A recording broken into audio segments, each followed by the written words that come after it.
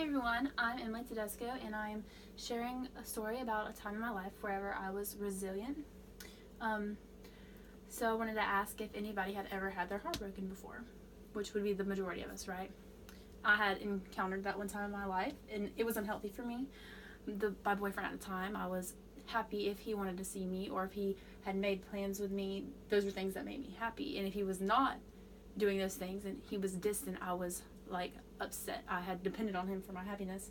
And so when we broke up, I was devastated, like any relationship.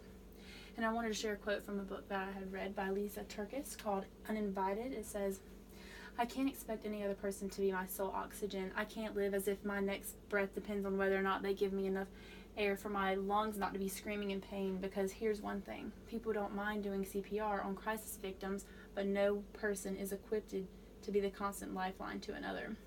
And so this time in my life was like a defining moment of like my first heartbreak. So overcoming this grief was definitely hard for me, but it made me a better version of myself. I have gained a new perspective on relationships and what they should look like. First, I had learned that in order to be happy, I need to be happy on my own instead of being in a relationship. Second, I learned that this time in my life was for growing, learning about myself, and not focusing on someone else and fulfilling wife duties.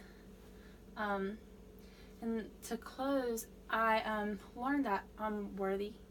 I don't need a guy to define me, and I'm able to do things on my own, and I can be happy without somebody else there to make me feel like I'm able.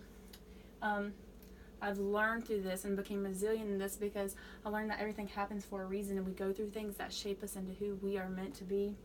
And this has caused me to be resilient, and we are all resilient.